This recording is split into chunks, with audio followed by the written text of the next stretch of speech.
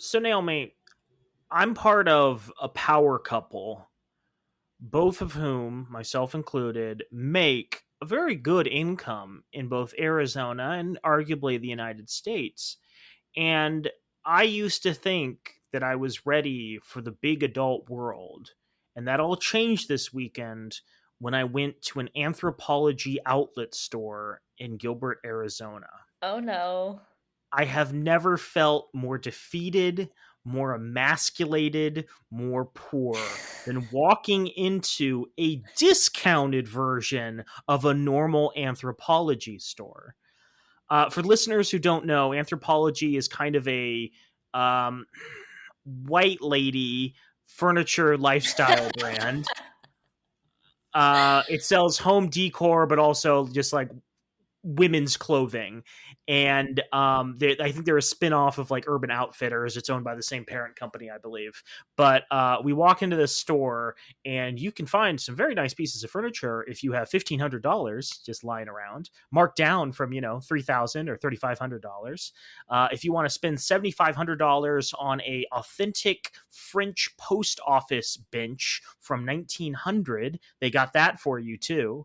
And if you want, some nice new brass outlet covers, they'll run you, just a sweet $15 a piece, down from, I believe, an original price of $40. Needless to say, Lauren and I left without a particularly full cart, with a number of items that did not break the bank, but will also not impress anybody. I'm just so surprised that an outlet store is that expensive. Like, that's crazy. Who's shopping there? Mostly women in their late 20s, early 30s, and their boyfriends who don't look like they want to be there. I was interested. They had some very nice pieces of furniture, but boy, they will cost you.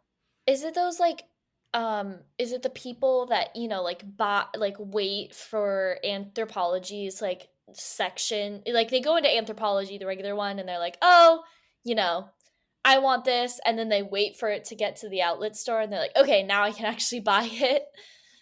I could not tell you, but one fun fact I did learn about anthropology. I don't know if they still do this. This was true when they initially launched back as late as 2014. Every season, the anthropology marketing gurus come up with three hypothetical women. And they'll be like, this is Samantha. Samantha likes beautiful, chintzy holiday decorations. This is Claire. Claire likes big, chunky sweaters and staying warm in the winter. And then after they've created their three like lady profiles, they'll send them to all the individual stores, and the stores can choose what products they want to stock, as long as those products will likely appeal to one of those customer demographics the marketing gurus have identified. And boy, I'd really hate to be put in the box of being a Samantha, but I am wearing a chunky sweater as of this recording.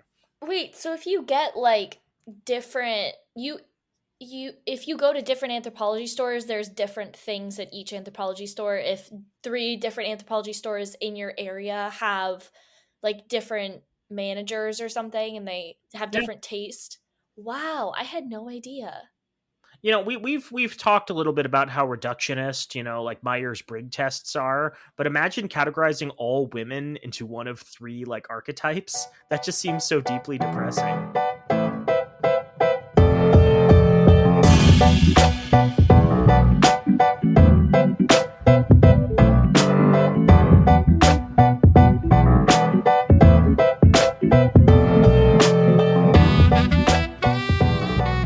Welcome back to Why I Want to Know and Date These Guys. I'm Naomi Guy. I'm Joel Guy. It's a podcast, sex, dating, relationships. We've got it all. And sometimes we try fun drinks. Are we trying a fun drink this week? We are trying a fun drink this week, Naomi. Thanks for queuing me up. I've got a Chin Chin mango juice drink. I'm guessing this is primarily just like mango pulp. What's interesting is its name is Chin Chin, which implies to me that it's Asian, but the name on the back has French, Spanish, and then what appears to be Arabic text. So this might be some kind of like international brand that's sold all across the world. It has the ingredients list in all those languages as well. It does not, interestingly enough, have any of this information in Asian. No Chinese, no Korean, no Japanese characters. So I'm excited. I like mango stuff, but I also noticed there are a number of ingredients that are not mango, which makes me think that this is watered down mango pulp. Let's find out. Not bad, not bad. It's definitely watered down, but not to like a noticeable degree. It's lighter, and I guess it weighs a little bit less heavy than like just straight mango pulp. Um, yeah, I don't know. It's enjoyable. It's nice and refreshing. I can imagine this. Honestly, just drinking it by itself would be nice. Maybe a hint of lime, though. No, I'd certainly buy this again if I saw it at a supermarket, whether that be a French supermarket, a Spanish supermarket, or an Arabian supermarket. You're reminding me, for Christmas, our dear brother got me a strange gift that I finally received in February of this. No, I think it was March of this year, actually. Oh, Um, it's not his fault. He just shipped it to, our parents' house. I live in San Diego. It's an issue, We digress. Um, I finally received it in March. I'm very confused. It's a very large box. I think it's a big book or something. And I open it and it's a giant thing of ramen. And you're like, oh, like he got you like 6, 8 packets of ramen. No, it's a 4,000 calorie box of ramen. well, And so that's I'm like three sitting ramens, here Naomi. and I was on a diet. And so I'm sitting here now and I'm no longer on this diet. And I'm like, who should be my bowl buddy? Who do I like enough to be my bowl buddy to share my noodles with? Because it's Oh, like I you want to be have a to bowl cook it. buddy.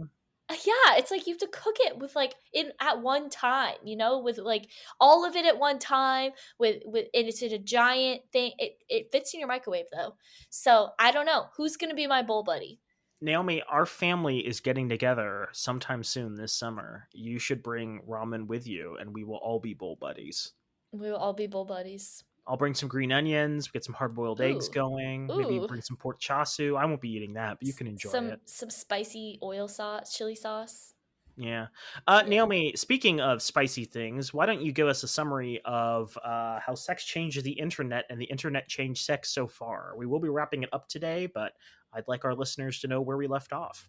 So in part two, we discussed like the early ages of pornography and how everyone was kind of ripping off everybody else when it came to pornography. So originally, when the only way that you could access porn was in an adult store or in the back of a video store in the adult section, and now people were taking that porn and putting it on the internet and like making money off of it.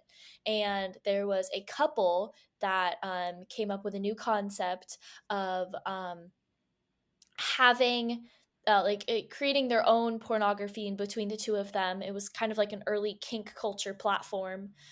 As in episode one, we discussed like chat rooms and stuff. So they kind of made a website chat room sort of situation based around early internet porn, which was crazy. So yeah, that was part two.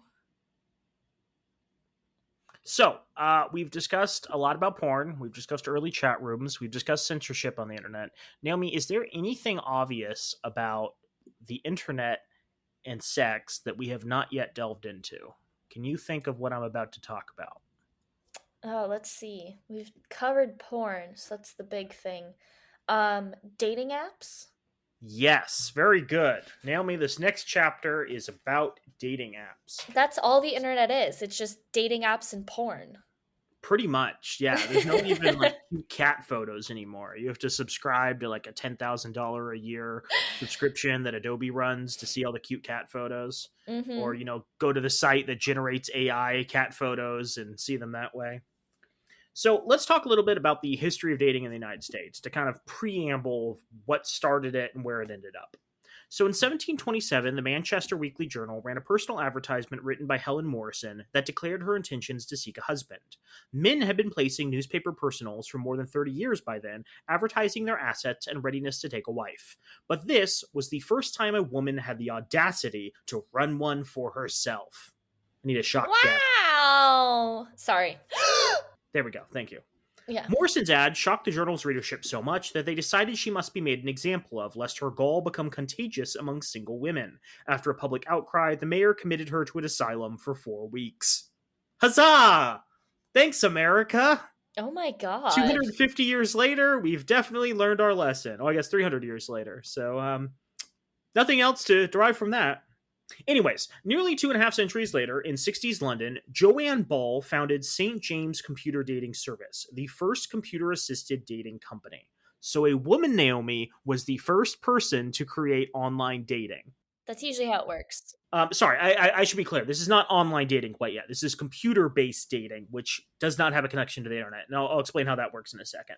As a young Okay. woman, she was wrongfully committed to a mental hospital for standing up to her mother's abuse. Oh, 250 years later, a lot had changed at the time.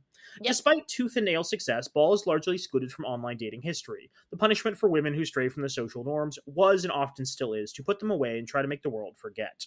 In 1965, a year after Ball, Harvard undergrad math major Jeffrey Tarr founded the world's second computer dating company. Tarr's primary motivation was to meet more women outside the limited campus pool.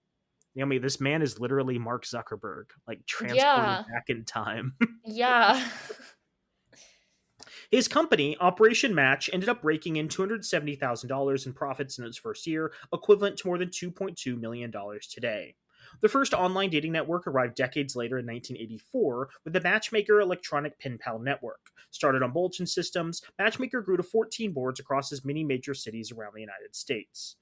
On its heels, sites like Match.com and OkCupid promised not just proximal and hobby based love, but also something closer to Operation Match, a computer that knows you and has a mate waiting. In 2005, only about 44% of people in the United States thought online dating was a good way to meet someone, and more than a quarter felt that online dating was only for the desperate. Now, the majority of people don't feel strongly about online dating either way, perhaps a sign that internet facilitated relationships are just part of life now, as common as meeting at the work and bar. As the online dating scene exploded in the late 2000s, more people discovered what those who use BBS or MUDs had known for decades, that virtual love was no less powerful than meetings in person. In fact, it was often more so. Online relationships are vulnerable to a boom and bust phenomenon. When people reveal more about themselves earlier than they would in face to face interactions, relationships can get quite intense quite quickly, wrote sexuality researchers Alvin Cooper and Lita Sportolari in 1997. Such an accelerated process of revelation may increase the chance the relationship will feel exhilarating at first and then become quickly eroticized, but then not be able to be sustained because the underlying trust and true knowledge of the other are not there to support it. Initial thoughts. Wow.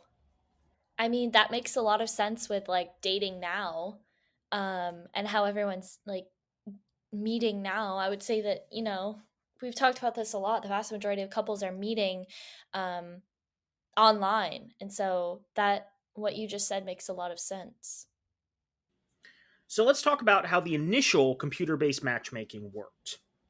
So initially, many of the individuals who were running these companies ran sites, and they kind of had this iron fist as they dictated who could join. They dictated how these things worked, and they often had ulterior motives like trying to meet people.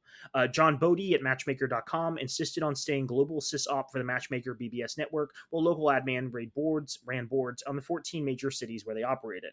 The hubris sometimes came with a whiff of Greek tragedy. David Dewan, founder of a company called Contact, was a contemporary to Operation Match, as well as Gary Creeman, the first founder of Match.com, both lost their girlfriends to their own service after they suggested they Oh both my sign up and see if gosh. their algorithms would pair them together. Ross Williams, who founded Singles 365, met a woman through the site and used his power as a creator to block other men's messages from her inbox. They dated for 4 years and then broke up, though Williams didn't see it as related to the site or his manipulation of it. I would. What the heck? This is Mark Zuckerberg. Yeah. I'm reminded there's a plot line in the BoJack Horseman series where a minor character comes up with a dating app, and it's specifically for her to meet hunky firefighters. And so, because she's the person who created the dating app, she's able to direct all the hunky firefighters to only receive her as results. And like, there's, I think, multiple scenes throughout the season where she's like sitting in a bar surrounded by like 15 hunky firefighters. And I don't recall if it like works out in the end for her and the hunky firefighters, but I'm sure it might have been derived from the experiences of the people who initially started dating apps. So how does this work, Naomi? Besides, people being all powerful and dictating who gets to see contact information and make connections. The Operation Match system in the late 60s was low tech. Students would fill out a two-part 75-question pamphlet, one for your own answers about your lifestyle and beliefs, and the other describing your ideal mate. Answers to questions like, do you believe in a God that answers prayer? And detailed scenarios about their approaches to blind dates or crossword puzzles would supposedly be compared with the answers of thousands of other respondents. Fold up the pamphlet, mail it back, and the Operation Match guys would convert it to punch cards on an IBM 7090 computer between the hours of 2 a.m. and 4 a.m., the time when it was cheapest to rent a machine. So that was a thing back in the day. Companies would rent server time from machines because it was too expensive often to own your own computer. But server time was very expensive throughout the business day, so often it was cheaper to run these operations after hours when no one, was actually running their normal business. They'd sort the cards by a few important criteria like location, religion, age, and height, and the rest were basically matched at random, Tar said in a documentary. The literal and metaphorical machinations of matches were almost besides the point. It was the mysticism of the computer that provided the real sparks. It had a legitimacy that maybe your buddy Tom or your girlfriend Sarah would not have in saying this is the perfect girl or perfect guy for you, Operation Match VP and fellow Harvard alum David Crump said. The narrowed selection, the excuse to call up a consenting stranger, and the hours of conversation that followed, those were the real secret ingredients. I find that fascinating. And I don't know if that's true nowadays, but it does feel like we put a lot of trust into the idea that algorithms know something that we don't. That whatever Yeah. website we're using for love has some secret sauce that's comparing the most important things for relationships and figuring out, an ideal partner. And so anyone you see, you're automatically kind of prejudiced against because you're like, there must be something about them. Like, oh, okay, if you're not attracted to them, you're not attracted to them. That's, entirely what Tinder is based around. But you at least aren't like, this person has absolutely nothing to do with me, right? That's, like, so mind-boggling to me because when I hop on, like, a dating app, I'm just like, "Oh, these people are in my area." I'm not sitting there and I'm like, "Oh, this was, made for me and my, like, thoughts and my ideas based off of my previous swiping." Um, yes and no. Like, I concede, obviously there's a geographical component to it, but I think still a lot of people, myself included, have this perception that, it's a geographical component ranked in order of the people who may actually be interested in you.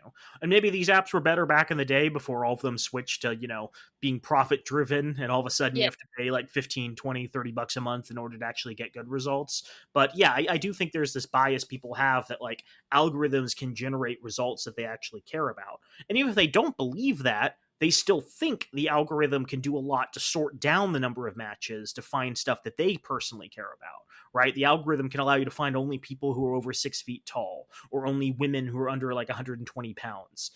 I think, maybe. I'm sure there's a dating app that allows you to do that, I'm right? sure there is, yes. So let's flash back to Ball. Remember Ball, Naomi? Joanne Ball, the first founder of a computer dating company? Or have you already Yes. forgotten her like history has? She was, like, 2 seconds ago. Yeah.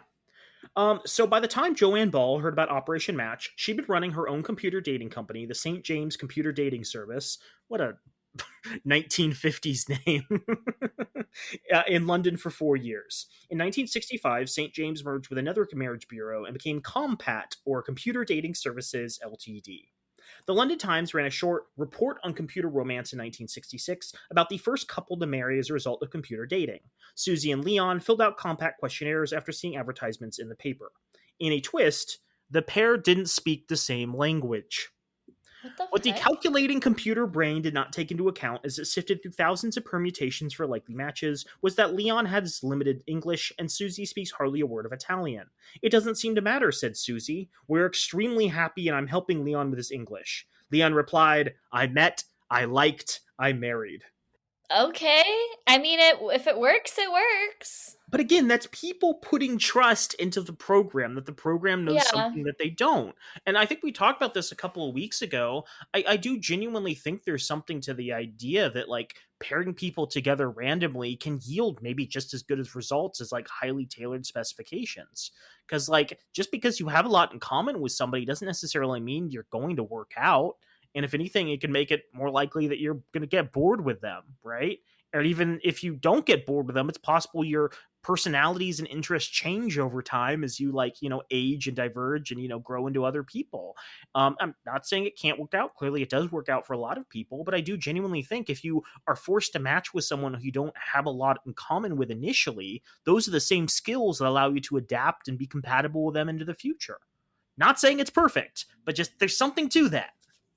Okay, so I was just reminded about this story that I heard about this girl on Hinge. And I know they sometimes do this on Bumble too, where they give you like the most compatible person for you in your area and or like within your, geographical specifications, however far you're willing to date outside of where you live.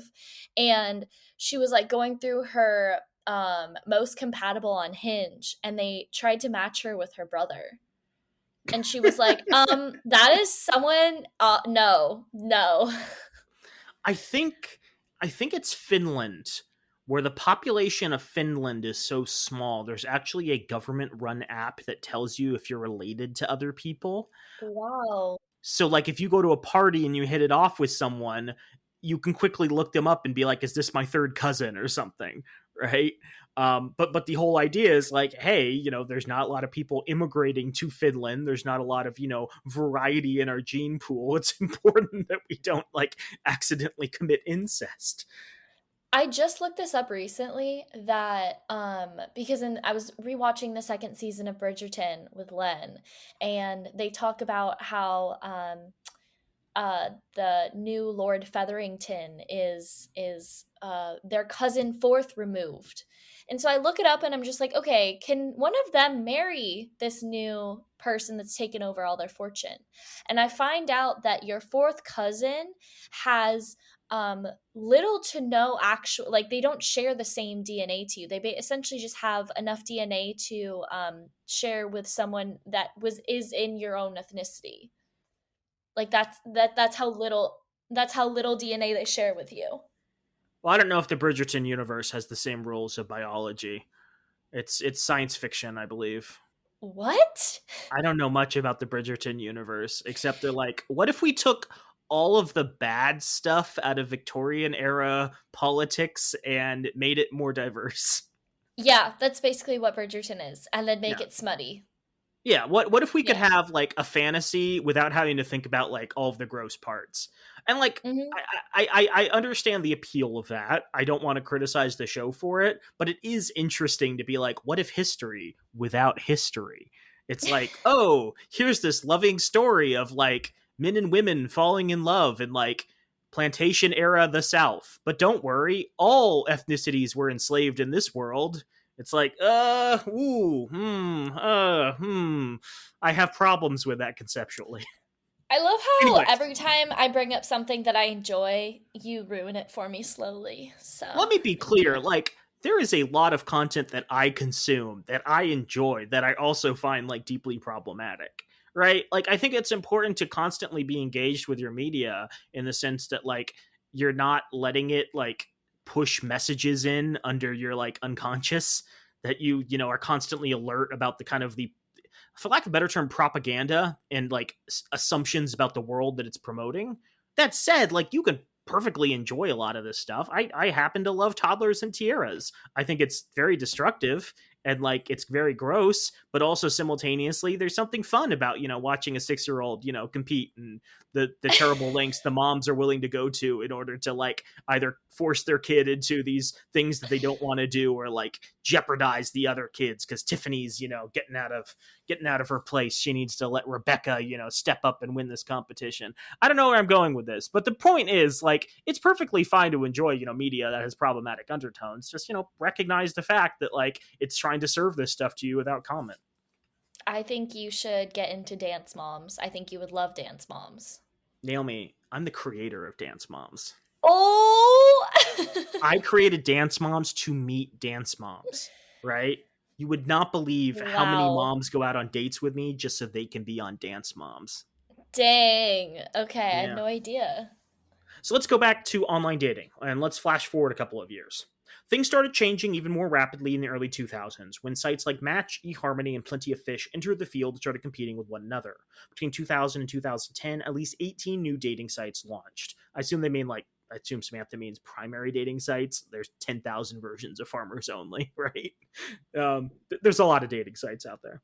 Most Yeah. use the questionnaire matching approach. Users were paired with people who answered similarly to them or were most likely to be compatible. The problems they were working to solve, loneliness, sexual desire, a need for romantic connection, are ancient ones, but the ways that each went about solving them were different.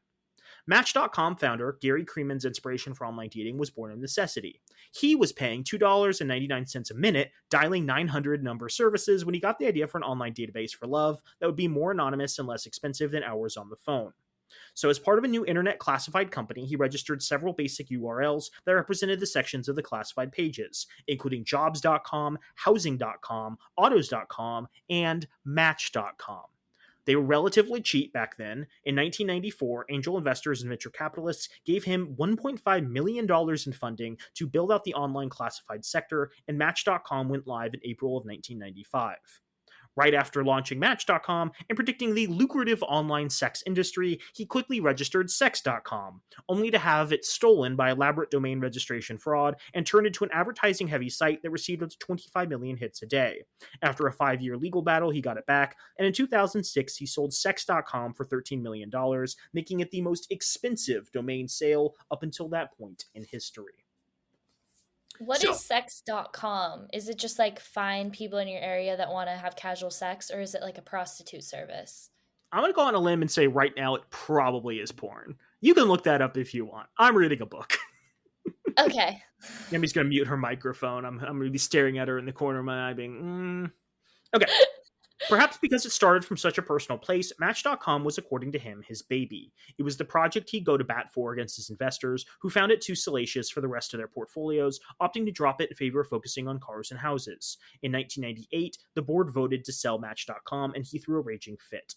Today, Match Group is a $22 billion conglomerate and owns many of the biggest online dating companies in the world. Does it name any of those big ones? Yeah, I mean, it controls Tinder, it controls OkCupid, it controls, what's the other big one I'm forgetting? Yeah, it has a monopoly in the majority of like big dating apps. I have to cut in. Sex.com is in fact pornography. Oh, okay.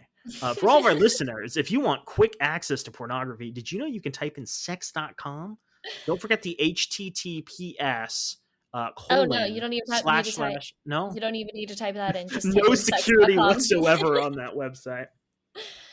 So while Kreeman was enduring his blow up and bow out of the industry, clinical psychologist Neil Clark Warren was building the beginnings of what would become eHarmony. His 1993 book, Finding the Love of Your Life, was a culmination of his master's degree in divinity and his work as a professor, then dean, at Fuller Theological Seminary's Graduate School of Psychology.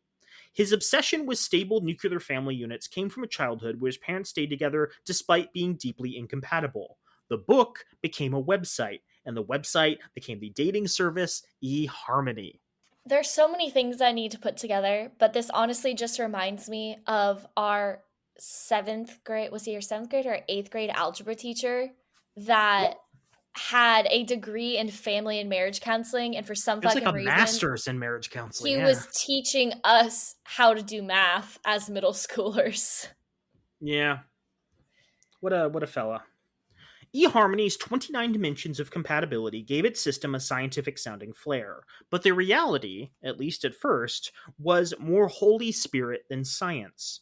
In trying to attract a marriage-robust user base, Warren, an evangelical Christian, coded conservative limits into the app. The algorithm would only match taller men with shorter women, and reject outright anyone who was divorced. Weeding out those who Warren saw as a risk to his happy family, marriage-oriented goal curved the odds that users would find success with the system and live happily ever after. His criteria changed as society got more progressive, however. eHarmony was forced to start a separate website for gay couples in 2007 after a discrimination lawsuit. What's it called? Gay Harmony? I don't know. It might have been merged with them. It seems like a really weird response to a discrimination lawsuit because it very much is reminiscent of separate but equal facilities in the rural South during the 1960s. Yeah. But in my new romance novel set in the 1960s, every race is discriminated against, so it's okay. You can enjoy love set in that period. Warren stayed bitter about that, Naomi. I think this issue of same sex marriage in the next 5 to 15 years will be no issue anymore, he told Yahoo Finance in 2013. We've made too much of it. I'm tired of it. It's really damaged our company. In 2016, after the 2015 Supreme Court decision, he said, "We didn't want to pretend to be experts on gay and lesbian couples. We're not anti gay at all. It's just a different match." So while Oh eHarmony my Yeah, well, god. eHarmony turned potential members away at the door. Match.com looked for ways to include as many people as possible. Queer communities relied on the internet to connect, to find common spaces, to escape the isolation of heteronormativity in a white cis man's world, and they've been doing it since the Usenet days. They didn't need eHarmony. Grindr and Scruff were some of the earliest smartphone dating apps, paving the way for Tinder, Bumble, and Hinge, at this point household names in millennial and Gen Z lives. Any thoughts? I don't know. I have so many. One of them is, why is it not called Gay Harmony? My second thought is, um, I don't know, that was my main thought. I thought I could be quicker than that, but I don't. I'm not. Um, I guess my main issue with it is, how can you make theology into a book which turns into a dating app? And why do you think that divorced people can't have successful relationships? Well, Naomi, I'm really surprised that John Gray, author of Men Are From Mars, Women Are From Venus, never made a dating app. Does that not seem like the obvious thing to emerge? Like only matching together people who are properly informed how men and women should act? No, because I was literally thinking as you were reading this, I was like, you know whose book could have been made into a dating app and we dodged a bullet is Steve Harvey's books. They could have Oh been made my into a god. dating app. Oh my god, that would be so bad. Yeah, I'm picturing this, please. Think Like a Man 3, the movie, is where they all meet on a dating app that Steve Harvey created. No, no, no. You're thinking about this all wrong, Naomi. Hollywood's really big on rebooting franchises with the original cast to pass the torch onto a new generation. And so I'm Yeah. thinking that the original couples from the first two movies get together, and one of them, the guy, the white guy who was like a video game nerd, he's programmed a new Men Are From Mars dating app. Not Men Are From Mars. Steve Harvey's Act Like a Lady, Think Like a Woman dating app, right? And they have to force like their kids to use this dating app. And they get like a product placement and funding from Steve Harvey himself, and he gets to show up and he gets to be like a great actor. I think that's the take. That's the modern approach to this. And of I course, know. it's the modern approach to Steve Harvey, who's horribly out of date. So it's gonna have a bunch of pop culture references from like 2012 and be like, we Yeah. could be the next what's it called? Tinder? Oh. I know this was a Freudian slip, but you said think like a lady, act like a woman, and I'm like, that would be a great Steve Harvey gay spinoff. What the fuck? Oh, I am waiting for the Steve Harvey's recognition of the queer community and his horrible hot takes on how they can find love. You know, I have gay friends, and I can tell you how to be a gay. Oh God, I should have had someone ghostwrite this for me. What a terrible mistake I've made. It just goes on like that for 300 pages. Okay. So, speaking of gay people, Naomi, let's talk a little bit about AOL. Yes. I can have dick delivered to my door faster than a pizza, said Steve, an executive in Atlanta in 1999. But is it cheesy? Ugh, I don't know where you're going with that. You should have said like extra sausage or something. Queer people generated so much revenue for America Online's chat rooms, not AIM but its predecessor, that former AOL CEO Steve Case is on the record as saying, "Thank God for the gays and the lesbians." Because AOL took a live and let live approach to what users did on the service, chat rooms were a meeting point for a lot of people who are marginalized by the rest of the IRL world. Online, they could be seen on their own terms by other people who shared similar backgrounds and identities. AOL management officially sanctioned a gay and lesbian community forum section of the system, including daily AIDS reports from the CDC, as well as PG-rated pinup photos and discussions about every aspect of life, sexual or not.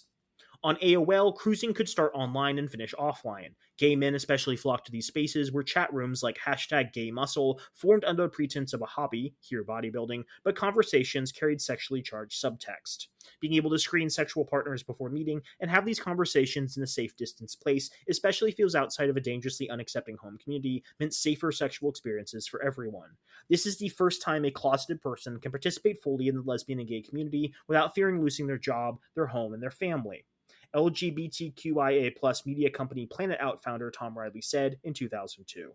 But San Francisco's summer of 1999 put the hashtag SFM4M, Men for Men, chat room in the public eye when a syphilis outbreak was traced back to the AOL chat room. The Journal of the American Medical Association reported that gay men with syphilis in San Francisco were 8 to 9 times more likely to have met a recent partner in the AOL chat rooms than elsewhere, according to CNET. 8 men from the chat were infected, but had arranged to have sex with 99 others total. Wow. That's a lot of investigating to get back to the source of a chat room. Yeah. I mean, I think that's a interesting perspective about the different ways that like online communities either encouraged or like actively shunned queer groups. And this is again, a theme that we've kind of discussed how the early internet bisected in different ways, where like there were some aspects that were considered like seedy and counterculture, and others that were considered like sanitized and okay for public consumption. And it's fascinating how, some companies really leaned in because they recognized how much money could be made off these groups. And others were just like so morally opposed to the concept of like gay people having happy relationships that they completely excluded them from the service. I think it's so crazy though that like different public health departments do different things. So for instance, I have a friend that used to live in Texas and her ex-partner um, came up with he was diagnosed with HIV. And so the public health department showed up at her door and made her take an HIV test like with them. It was Oh crazy. my I was like, god. Arizona could never, California would never, you know what I mean? Yeah. So Naomi, there are a couple more chapters, and I'm wondering where you want to wrap up on this, because there's a couple of interesting sections that we could discuss before we finish up. I've articulated this before. There's a lot of content in this book, and I'm only skimming over. I want to make sure our listeners have a reason to go pick up a copy of this for themselves.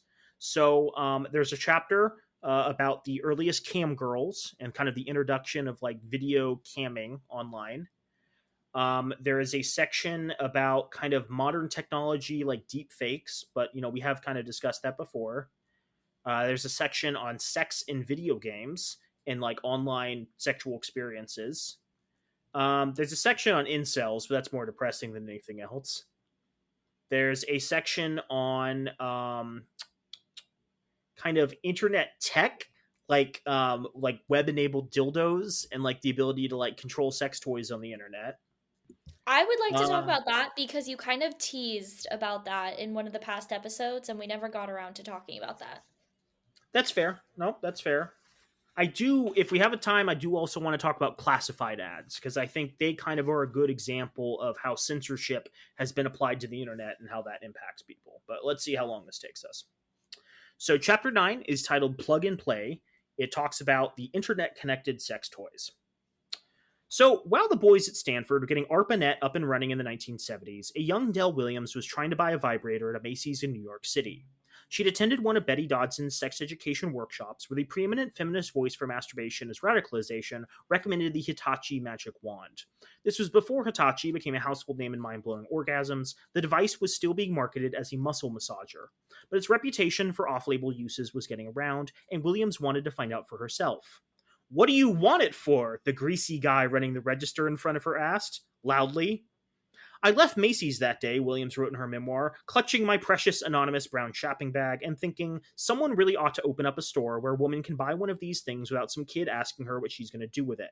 She opened exactly that store, Eve's Garden, located around the corner from Carnegie Hall in 1974. It was the first feminist sex toy shop. 3 years later, in San Francisco's Mission District, sex therapist Joanne Blank opened Good Vibrations, the city's soon-to-be storied sex toy shop. The shop was more than a place to buy dildos. It became the locus of the sex-positive movement in the West Coast at a time when movies like Deep Throat were hitting the mainstream. The sex revolution of a generation started in sex toy stores by women seizing the means of orgasm. Since then, the sex toy industry has exploded. The global market is worth more than $26.6 billion, dollars, and analysts expect it to reach $52.7 billion dollars by 2026. A large part of that growth, they predict, will be in toys that are connected to and controlled by an app on your phone. Now, everything we do can be augmented by mobile apps, paying bills, ordering food, dating, and of course, sex. That's not that's not how I thought this was gonna go. I thought you were gonna talk about how early dildos could be plugged in your computer and somebody on Oh, the other we'll talk side about could. that. Oh, okay. I think it's interesting talking about kind of the culture surrounding sex toys, though, because obviously they started out as very seedy, and now, as this book discusses, have gotten a bit more mainstream. I think it's interesting that they were marketed as muscle relaxers. Like that makes sense, but at the same time it's like why even sell them, you know? If that Hmm. you know what I mean? It's like, I okay, think I you think obviously it's know what they're for. we discussed this, I think, last time when we were talking about how Playboy like struggled to adapt and they didn't really understand like how to appeal, and then they got in the market late. And I think it's similar where there's probably people and organizations at the time who recognized that money could be made off this, but there is no chance in hell that people at the top of the company would approve anything that was remotely sexual. And so in order to get around that, they would have to like over design products that were allegedly for one thing and could be marketed as one thing but had like this other purpose. And maybe these people were completely ignorant. I have no idea. I'm sure it's someday we'll get the tell all about the Hitachi one story and the people who made it happen. It'll be a feel good movie on Netflix, I'm sure, with Jerry Seinfeld playing one of the major characters. Jerry Seinfeld is canceled. Hasn't stopped Netflix from putting on comedians before, Naomi. So true. But yeah, I guess the takeaway there is in a perfect world, I think these executives would recognize the money and the appeal. In the real world, most likely they had to kind of slip it in until the market was proven, and then they could, sell this stuff more openly. Let's talk about selling stuff more openly. The internet brought another leap forward in pleasure accessibility. It did for sex toys what it also did for porn. It took an experience previously relegated to socially stigmatized in person shops and brought it home. This meant that a wider variety of people could now access sex toys that were once out of their grasp. Anyone with internet access and a credit card could safely approach new ways to control their own pleasure. In 2019, Minnesota State University researchers Dennis Waskall and Michelle Anklin surveyed 218 women about their first experience with vibrators. More than 36% said that they bought their first vibrators at a sex shop. Many of those reported having an unsettling experience. Almost a quarter of respondents, however, said they'd ordered their first vibrator online, mostly through Amazon.com. Naomi, Early Amazon. how early, what year do you think Amazon started selling sex toys? I'm gonna say pretty early on. I'm gonna say You got books. They're selling books. When yeah, after books do they start selling other products like sex toys? 1995. Little early. Amazon started its sexual wellness category in 2003 with condoms and lube, and expanded to 60,000 items, including toys, by 2010. The Wow. monolithic retailer sucked up so many customers that even Good Vibrations started to struggle. In 2012, after waning sales due to online big box stores' influences, the sex shop posted a notice on its website seeking investors and found a buyer, adult toy seller GVA TWN, to take on the enterprise while retaining the sex positive spirit of the business.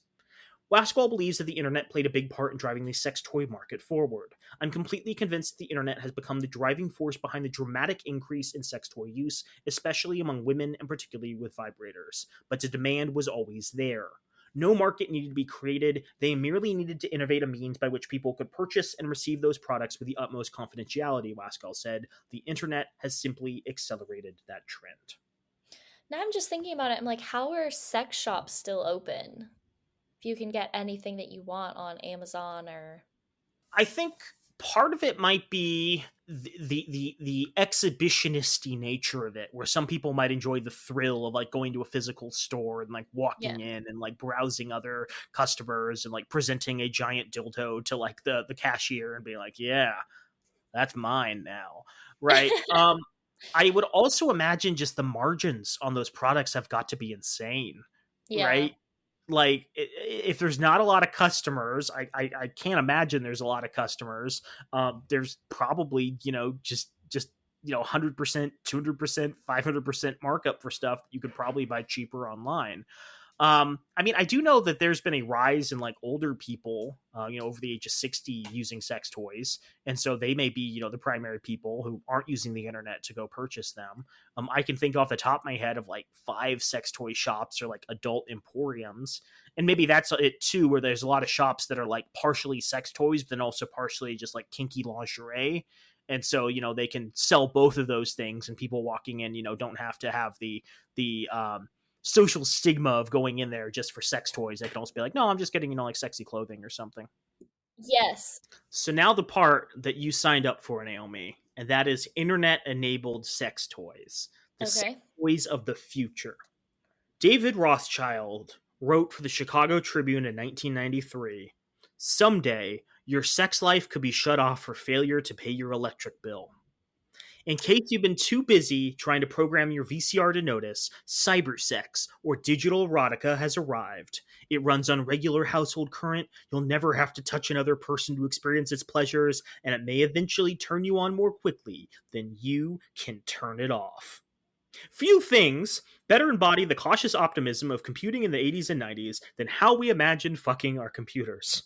One of the voices grounding that giddy, nervous time was Lisa Pollack, the editor of Future Sex magazine.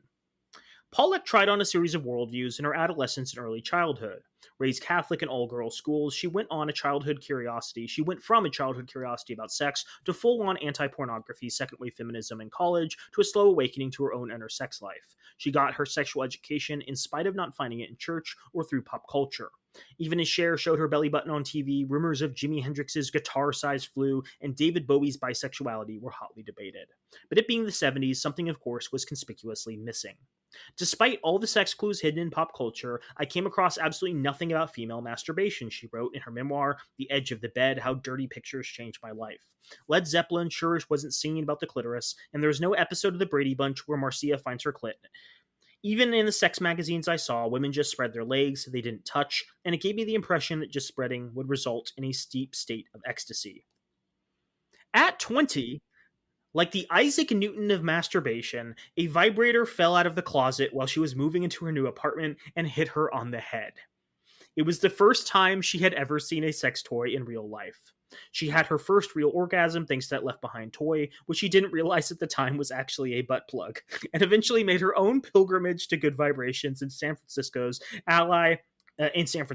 Mission District in 1986. She brought a copy of Coming to Power, Writing and Graphics on Lesbian S&M, and read it on the plane home in the middle seat, right through the descriptions of girl gangbangs and whippings. She started voraciously reading all the feminist pornography media and theories she could find, including Candida Royale's feminist porn videos and On Our Backs, the first women-run erotica magazine. Can we go back to the part where you're not supposed to share sex toys, and the fact that she did that was absolutely disgusting, and the fact that it was a butt plug, even worse. A little bit. I mean, in fairness, she makes a good point that like no one talks about cleaning sex toys. They talk about vague allusions to orgasms in songs, That's right? why we're talking about it on this podcast. Clean your sex toys and don't share them. Naomi, have you considered a music career? Clean your sex toys, don't share them. So Pollack met feminist writer Susie Bright in 1988 and soon accepted a job On Our Backs, the magazine in question, where Bright was the editor. She became the editor of Future Sex in fall 1991, inheriting a pile of manuscripts and half-done photo sets from the previous editor's failed attempt to get the first issue out the door. The New York Times referred to her as the queen of high-tech porn in the 1992 story about her. She was reluctant about the title and skeptical of the so-called future of sex. She just wanted to make a forward-thinking magazine. What the hell was high-tech sex anyway, she said. Computer porn? Fucking robots? Part of my disdain was admittedly rooted in fear. How could technology, which I always viewed as alienating and densely mathematical, and potentially deadly, possibly enhance the highly sensual experience of sex? Besides, the first issue is what the publishers wanted to print, plus what her predecessors left unfinished. And it wasn't just imaginative. The second issue was what she wanted. More than just a horny version of Wild magazine, it engaged thoughtfully and differently with the current moment, and that moment, in the early 90s San Francisco, was high tech. Now, Hundreds and hundreds of future sex readers emailed her about their sex lives with questions, stories, and confidences. Palak, however, still struggled with popular perceptions of cybersex. She believed the most exciting technology available at the time was the simplest, writing on bolts and board systems. BBS users were already crossing great virtual distances to have sexual encounters, but that didn't translate visually. People wanted to see the future of cybersex like something out of Star Trek. I think that's a really, really interesting insight, that people have this image of the future, and like they have this, retro 1950s future, retro 1970s future, retro 90s future. All of them are like different ideas of what, like, quote unquote the future will entail. But often, like, sometimes the simplest technologies are really what people want. They don't need the flying cars. They don't need, the Jetsons style robot. They just need, like, a way to communicate with human beings, right? I think many gay men wanting to get through the AIDS crisis would prefer an internet message board to something, like a vibrator, right? They would prefer the opportunity to communicate with people in this very simple, basic format rather than having like a new way to get orgasms. And so I think her insight here is fascinating because it's like, people's vision of the future and what they actually want are often very different things. And even if you think there's something specifically you want, often you might find more satisfaction out of something super mundane that already exists. Just a point there. No. So, to help with the second issue of Future Sex, she called Mike Sance, who'd already created the Virtual Valerie and Mac Playmate CD-ROM games. Together, they made a plan to create a speculative cybersex suit, which ended up on the cover of issue 2 in January of 1992. It had helmets with fully adjustable stereoscopic displays, tactile data playback gloves, genital harnesses with silky soft sim skin that simulated erectile tissue, and of course a cyborg hand bra for women. The models wearing the suits, which were actually just 3D renders overlaid on their naked bodies, seemed to be experiencing a manic glee that fell somewhere between a Newport ad and winning at Space Invaders. So, the first patent, Naomi, for a auto-tactile stimulation and communication system was filed in 1973. The essential idea was it was a radio dildo. It was a dildo that would be controlled by radio waves. So you could like get your ham radio out and help your lover experience an orgasm with it. I'm so confused. Yeah, I mean, he doesn't go into detail on the actual patent, but like it's pretty clear what the intended purpose is. Now, a lot of people responded really positively to this futuristic cybersex suit, and a number of companies began creating technology that was very similar to what they had described.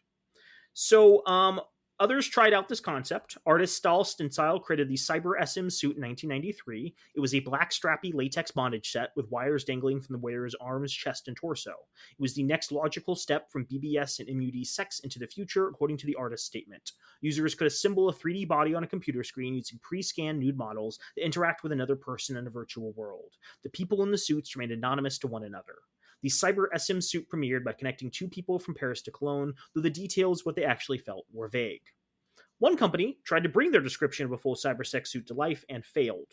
Porn production giant Vivid Entertainment created a cybersex suit in 1999 that looked a lot less high-tech than Palak or Stensile's wire spaghetti and latex outfits. It was a black neoprene leotard outfitted with 36 sensors and actuators located over the entire body. Someone controlling the suit could select from 5 settings to activate sections of the suit: tickle, pinprick, vibration, hot, and cold. It also fit with their push for CD-ROMs, as the suit would come with a DVD that interacted with it. I think that part is interesting, because maybe I'm not up to date on like current sex toys, but I don't think I've ever heard of a sex toy that could produce like hot and cold sensations. That seems really fascinating. That seems like a sensory thing people want. I'm also enthused by the CD tutorial. I think that's great. Now, the company spent $180,000 on development, but never got to sell the suit. There was one big problem. They couldn't guarantee the suit wouldn't kill someone. Getting approval from the FTC meant demonstrating the product wouldn't short out a pacemaker, which they could not prove. They abandoned the idea a year later. Now, we still don't have the full-body cybersex suits that the futuristic sex publications were talking about, but we do have a lot of internet-controlled sex toys. Now, what's considered to be the first internet-connected sex toy was demonstrated in the 1999 Erotica USA conference. A stripper named Jackie Lick was demonstrating this sex toy on stage to a captive audience. and another participant was controlling the sex toy from across the room. If the 90s were for dreaming and prototyping about a technosexual future, the turn of the millennium was for making it happen at scale, or at least trying to. If you can control a sex toy through a monitor, you can control just about anything, SafeSexPlus.com founder Alan Hadze once said. Controlling devices remotely through an everyday internet connection isn't the future. It's here now.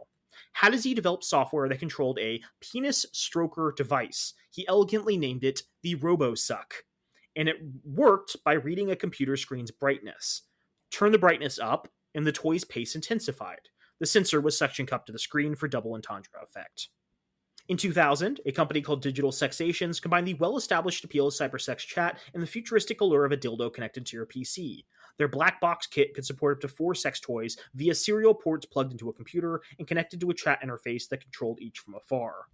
By 2001, the virtual sex machine, an automatic fuck tube that claimed what a terrible term, that claimed to move with the motions on the screen, started getting media attention, though it had been in development since 1996. It cost, in 2001 money, $440, plus shipping and handling for the machine, a digital interface video player, lube, cleaning solution, and a carrying case that looked like a jewel heist briefcase. Its website got straight to the point. Step 1, put the machine on your penis. Step 2, choose any of the girls. Step 3, sit back, relax, watch, and feel it. I don't like that. Naomi looks so disgusted.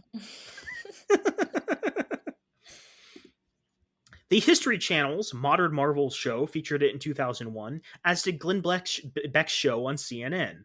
For the expensive one good date, now you can have an experience you can have anytime, the toy's designer Eric J. White told Beck, and that, my friend, is a scary thought, the host replied. I'm sorry, for the expense of one good date? $800 in 2024 money? I just found out how much money it would cost to get that freaking suit thing or the sex toy thing. Mm-hmm. You said it was $441. Yeah. So I'm sorry. I was in $1913. I was like, it's $3,000. I think it's closer to 800 to 900 today. Yeah.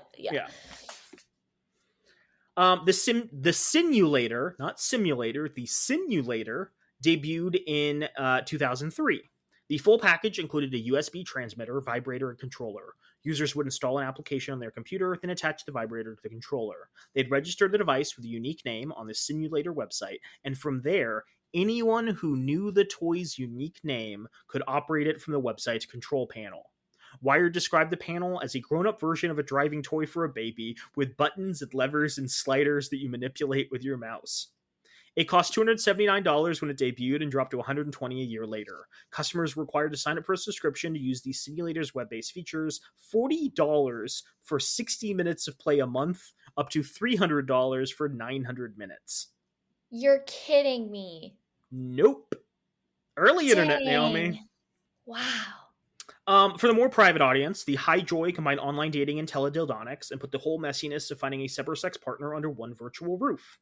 The Doc Johnson HiJoy-enabled iVibe Rabbit was a 5.5-inch clear purple vibrator that connected to a computer through a chunky serial port cable. Imagine engaging a partner in an online sex session at HiJoy.com and having an orgasm with them hundreds of miles away, the product page said in 2005. Moving your mouse over the control panel moved parts of the dildo in tandem, making the shaft and head rotate or the clitoris stimulating bunny ears pulsate. Membership to use the system was $8 a month, but according to a salon journalist who took it for a test run in 2005, anyone could join, toy or no toy, and fewer than 50 out of 10,000 members using the system actually owned the device. Most just wanted to talk without the toy. Like Operation Match, the thrill was less in technology and more in the excuse to talk to similarly open-minded people who were also exploring sexuality over the internet. Serial port not required. Wow. I'm learning so much. I should tell for our listeners, Naomi has been like scowling as I describe these for the past 10 minutes. Because I'm just sitting here and I'm just like, okay, maybe this is me thinking post 2008 recession time, because that's like what I grew up knowing. But yeah. I can't even imagine spending that much just on my sex life. Like, that's crazy to think about. It's crazy. I mean, maybe if you like have decided you're giving up dating and want to be permanently single, you can invest all that money into this. But yeah, for like a normal casual person or a couple, that just seems like an insane investment.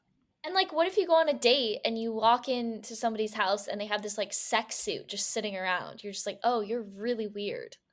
Like, call me a prude, but like, I don't feel there's that much difference between one orgasm and another. I'm not saying there isn't a range, but like, you're really telling me that you're going to spend, like $600 in today's money in order to get like a 0.1% increase in your satisfaction? Or maybe this is like buying a mattress where you're going to spend so much of your life like sleeping, and spend so much of your life orgasming. You want it to be the best, you know? Yeah, maybe we're just not thinking as sex-centered people. Like our lives don't revolve around those things. So you don't have to worry about things like that. Or we're just not incels. That's true. So we end with the entrance into the modern era, and the big thing that changed the sex toy industry, Naomi, was smartphones. Okay. Right, the thing that's been in common for all of these devices is you either have a physical device that controls the sex toys, remotely, or you actually have to go online, beep boop, beep boop, beep boop, beep boop, get to the website and use the control panel to mess with it. And that's just a clunky, weird interface. And the Yeah. introduction of smartphones and the Internet of Things really simplifies it, because now everyone has a phone in their pocket and they can pull up the app whenever they want, and they can mess around, with their fingers, like a very visceral experience, and play around with the settings on, their partner's vibrator or some random stranger's vibrator. That's a big step up. When the first iPhone launched in 2007, 47% of Americans were using broadband at home, and 1.4 billion people were online worldwide. Soon, the Internet of Things connected everything in our homes to the web: washing machines, lamps, doorbells, air conditioning. Wi-Fi and Bluetooth-enabled sex toys opened up new possibilities for cordless remote-controlled action. Instead of sitting in your desk chair, you could lie in bed, take the train, and sit across from your lover at a restaurant, all with a remote-controllable butt plug or vibrator in your pants and a phone app or remote in their hands. But all of this freedom also opened the doors for more nefarious activities. Hackers used openings in poorly secured apps and device design architecture to take control of people's sex lives, and toy makers themselves siphoned off more private data about what we do in bed than ever before. Oh my god. Oh my god. Could you imagine you're in the middle of like an intimate act and a hacker just is like, "Oh, let me just put her up to 10." Mm-hmm. Usually, hackable sex toys don't pose an immediate or visceral risk to one's genitalia. The worst a hacker could do to most consumers, if they could access the Bluetooth controls, as researchers did in 2007, when a Love Ints Hush butt plug, is to turn the thing up and down or on and off. Now, an out-of-control dildo or butt plug sounds unpleasant, but it would be a creepy mood ruiner at worst. More often, the data leakage is seen as the bigger intrusion. In 2017, the makers of a Bluetooth-enabled WeVibe vibrators line settled for millions in a lawsuit that alleged the company was collecting data about people's settings preferences and usage that were directly connected to individual accounts and email addresses. WeVibe's parent company, Standard Innovations, admitted no wrongdoing, but the lawsuit marred the public's trust in connected sex toys. I think that's a really important takeaway, because unfortunately, advertisers know pretty much everything about a person now. They have these insanely detailed profiles with hundreds of data points based off your browsing history, based off purchases that you've made, based upon apps that you have on your phone, based upon where you've been, given your Google Maps history. And they pretty much can predict whether or not you're going to like specific products and who you are as a human being. And now they also know that you use a butt plug and how you use your butt plug and when you use your butt plug. And that feels like very intimate information that could be used to blackmail someone. And yeah, I think it's very important that people's sex lives, if they so choose, be private, because unfortunately there is still a lot of judgment in our world about how people have sex and who they have sex with. And I don't think there's any reason the government or health insurers or advertisers need to know any of that information for any reason ever. Whatever happened to analog butt plugs? I think you can still buy them, Naomi, but you will have to step foot in a skeezy physical sex shop. Or buy No, one I at think Amazon, I guess. yeah, buy one on Among the Amazon maybe. 60,000 items they sell. Yeah. Now, I do want to wrap this up. It looks like this is going to be the last thing we talk about today. I don't think we'll have time to get to classified ads, but I do urge people to look up this book and read about classified ads, because there's very interesting information there about sex work.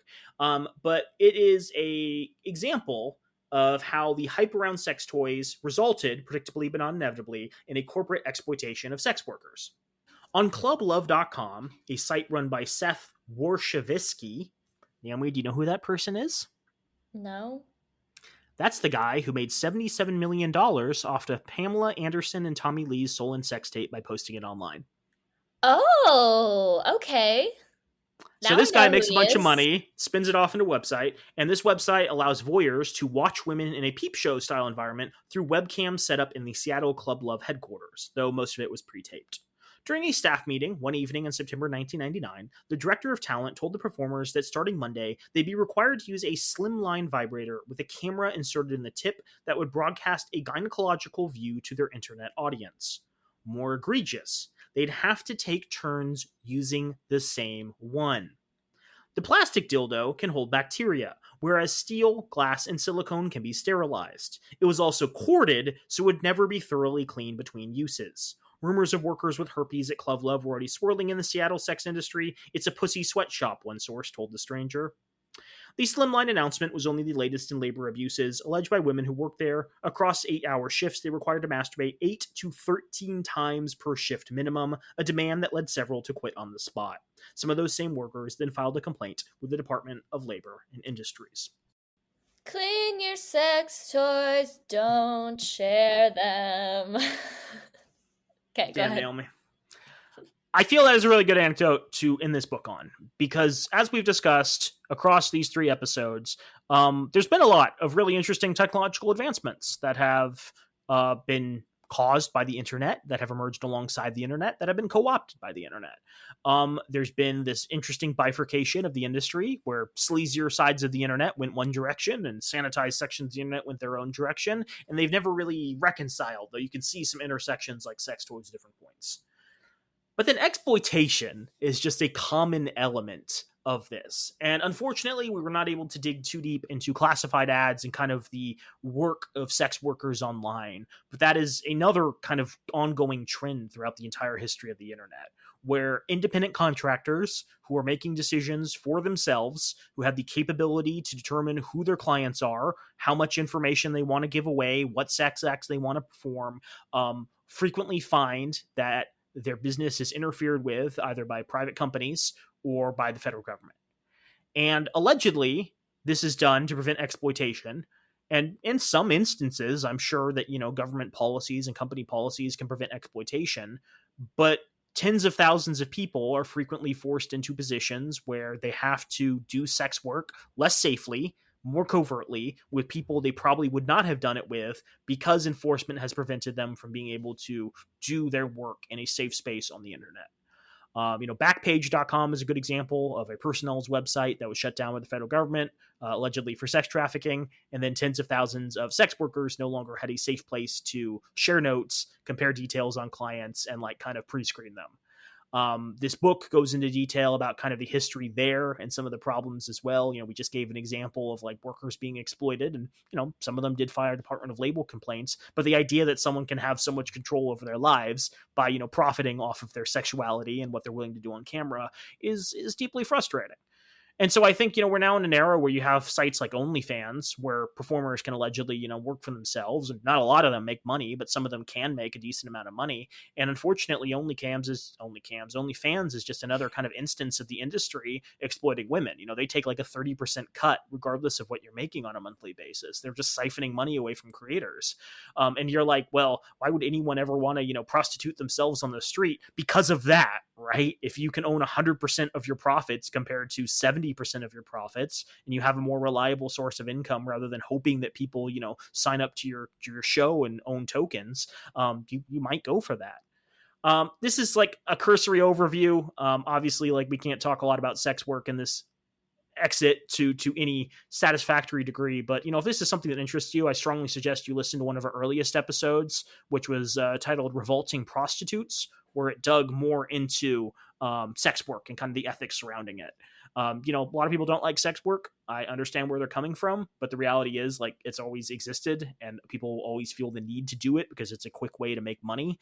And if you start interfering with this, you force a lot of people into poverty, and you force them to make decisions that are far less safe than what the internet can potentially offer. Woo! Clean your sex toys! 1, 2, 3, 4. Clean your sex toys. Clean your sex toys. Do it, both you, girls and boys. Clean your sex toys. Clean your sex toys. And don't share them. Thank you, Naomi. I appreciate the chorus.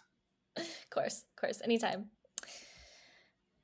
Or should I Well, say chorus? Of course. well, with that, I think we can wrap up this book. Naomi, what was your big takeaway from How Sex Changed the Internet and the Internet Changed Sex: The Unexpected History by Samantha Cole?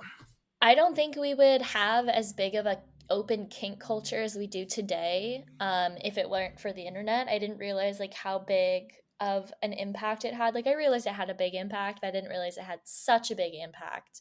I think it was very educational on a lot of different things that I literally had no idea even existed, like the chat rooms and things of that nature. And yeah, I think it was a great book. I definitely would recommend this book. I didn't read it, but I'd recommend you buy it, like Joel said, and clean your sex toys. Clean your sex toys. If you learned anything from this, it's clean your sex toys. Do not use the butt plug that fell from the closet onto your head like Isaac Newton. Yes. And if you do, maybe radically reevaluate your life and start a feminist publication that focuses on women's pleasure. Yes, that too. Any other closing Clean remarks? your sex toys. Clean your sex toys and don't share them. I'm not even going to play the theme music. That's how we're going out. Bye for now, y'all.